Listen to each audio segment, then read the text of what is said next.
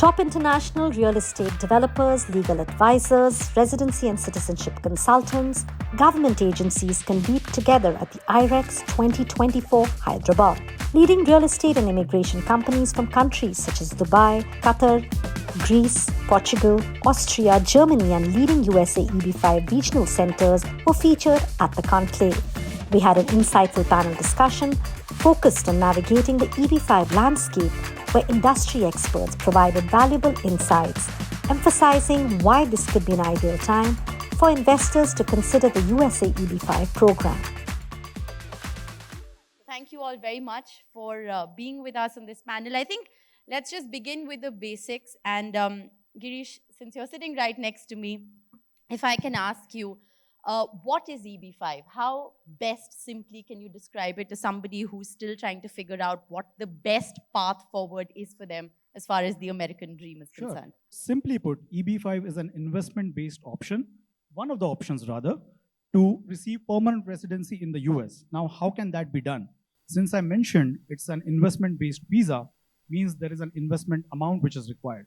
So the minimum investment amount which is required for anyone to qualify for EB5 visa is $800,000, and those 800,000 worth of US dollars need to be invested in a qualifying investment. Somebody who's been there, done that, and we're going to try, like I said, and demystify this for the benefit of our viewers and the people here step by step. How do you know if EB5 is for you? Well, that depends individually and person to person. So for example, if I'm going to take my example, for me, the EB5 option for mainly because I want my children to just settle there and get the higher education over there. So that was the route that I chose. On the H-1B status, it used to earlier that they used to get the green card from the H-1B status or the student status. But after 2016, the scenario has changed.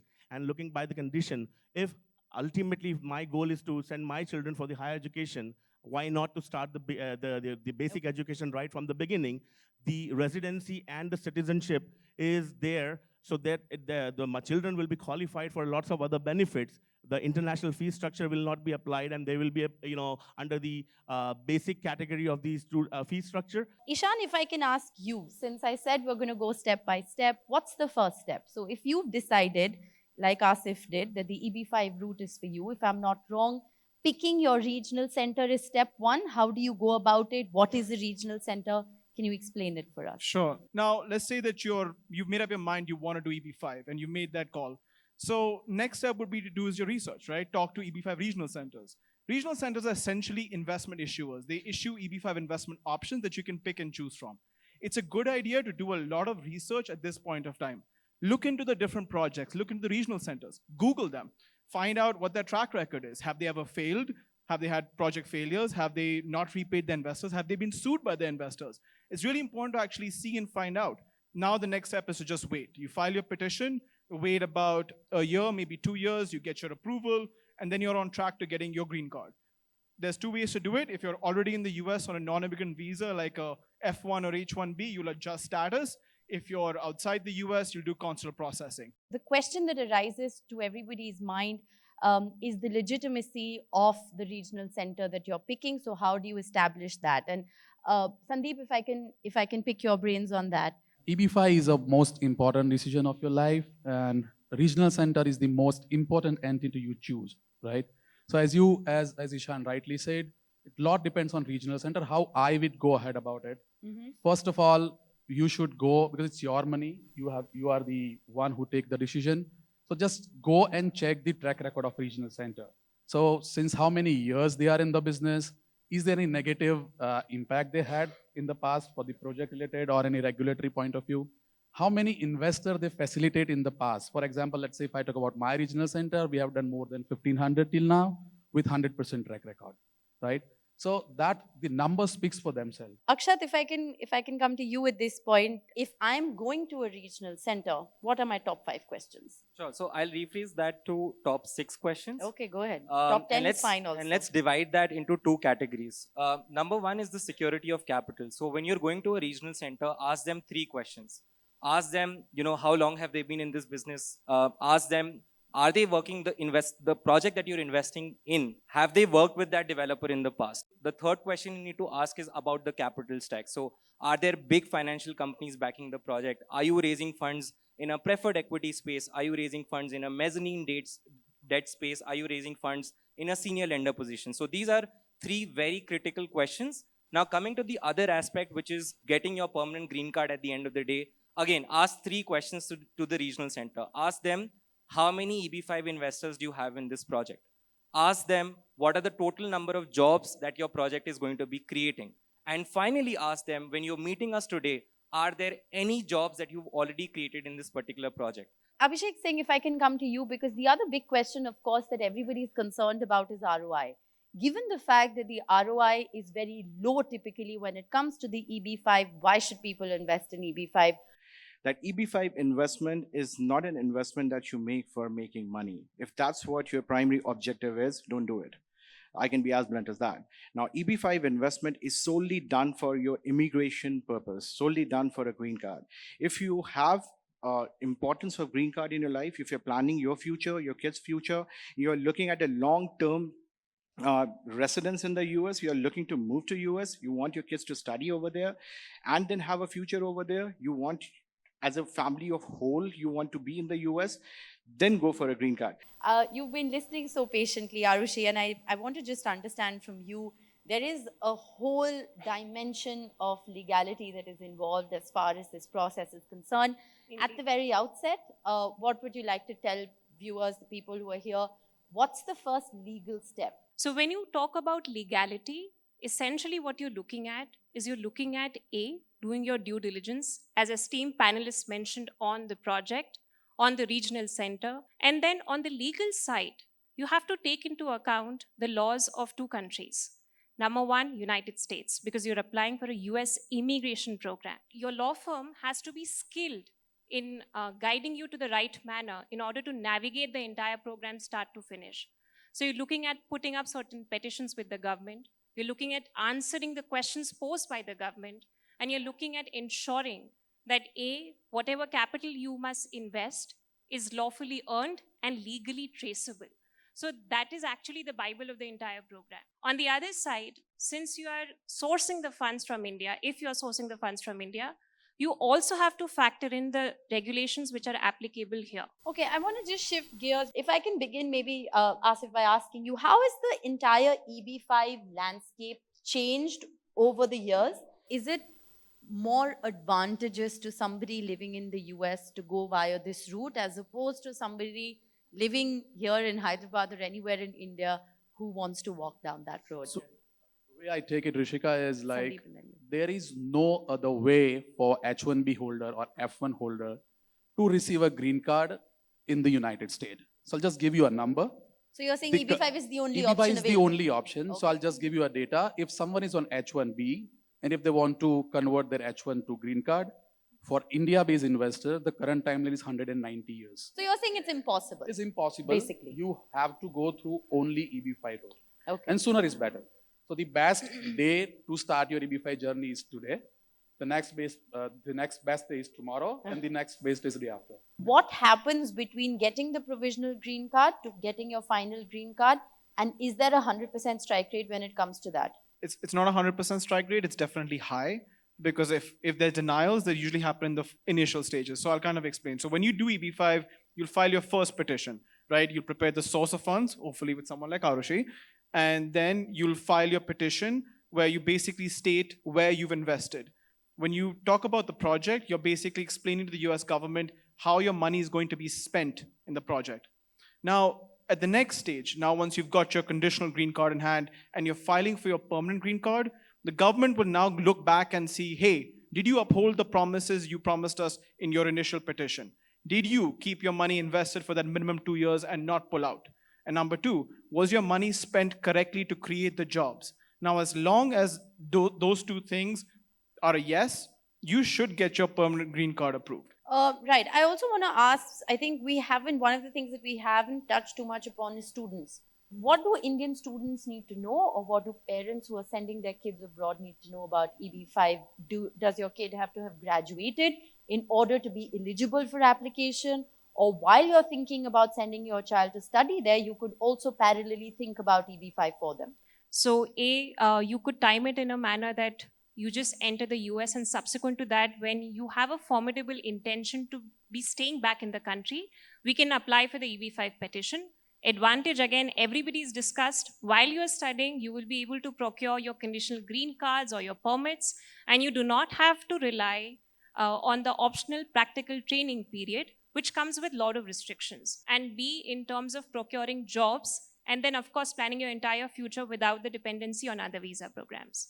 If they are unable to get or land up a job, let's say through H-1B, they will either have to continue studying or they will have to move out of the US.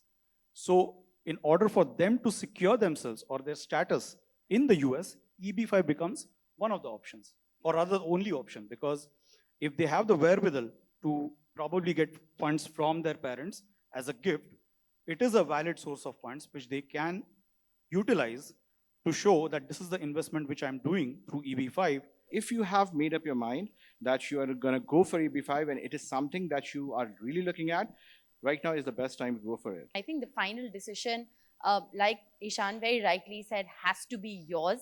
The timeline has to be yours. You have to have solid reasons for doing what you want to do. But we sincerely hope this conversation has been useful, or perhaps a starting point for you if you're thinking about walking down that road. That's all the time we have. So thank you all very much for listening so patiently. And thank you very much.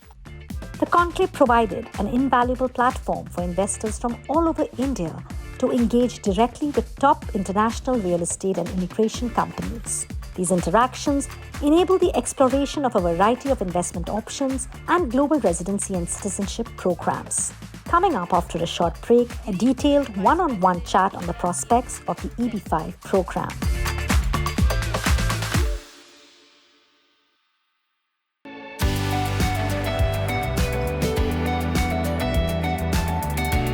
We also had an in-depth conversation with Girish Mohile, Vice President of CMB Regional Centers, discussing the exciting potential and promising prospects of the USA EB5 Investor Visa Program. We have Girish Mohile, Vice President, India CMB Regional Centers, in conversation with us. Girish, thanks very much for speaking with Rishika. us. I want to first begin by asking you, what do you do? What does a regional center do? What's the role that you play? Just to share some insight as to what a regional center does when it comes to any EB5 related application, the main duty of a regional center is to act as a fiduciary on behalf of the investors. So the basic job of a regional center is to ensure that we are able to procure projects which will qualify their investors whom they are asking the investment to be done in that particular project, that it will qualify for EB5 investment in the first place. Now, what are the two main goals when it comes to any EB5 visa, which a regional center has to take care of? One is the job creation. So each investor who is investing 800,000 worth of money, hard-earned money, firstly, they should be able to get a green card by creating those 10 full-time jobs, which is the mandate as per the law, that each investment of 800,000 needs to create 10 full-time jobs. So that's the first duty. Second duty is to allow the investment to go into a project which will ensure that not just the jobs are created, but the project is doing well enough for that project or that developer to be in a position to repay the loan back. All right. And, are all the regional centers the same? Because you're essentially catering to the same kind of a service. You're giving people the exact same service. So can all regional centers be painted with the same brush? How do you differentiate one regional center from another? What a regional center does, or what differentiates rather a regional center, is the fashion in they are able to structure their businesses or structure the projects. So for example, CMB regional centers has been in EB5 space since last 27 years. So we were first designated as a regional center back in 1997. And we have 85 plus projects under our belt. And we have helped around 6,300 plus investors from 103 different countries. Now, how have we been able to do that across the years? By acting as a fiduciary, as I earlier mentioned. Now, are we a developer? No, we are not a developer. But we have worked with developers across the years where our project team analyzes that particular project to ensure that the green card is going to be received by the investors and also the repayment happens. Another thing which differentiates the regional centers is the asset class. So some regional centers might be comfortable with a particular asset class like a resort or a hotel.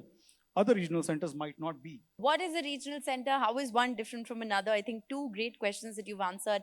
The final question is why EB5? Now, one thing to analyze as an investor or a prospective investor who is interested in EB5 is to first ask themselves and talk within the family whether EB5 is the right or the best route for them. If the intention is for you or your family member or your children to be in the US permanently and probably look for citizenship, or maybe not, but you want to be in the US for a longer period of time and you don't want to worry about my status in the US, about the job security, that if something goes wrong with my job, will I have to leave the US in the first place before I want to get out of there?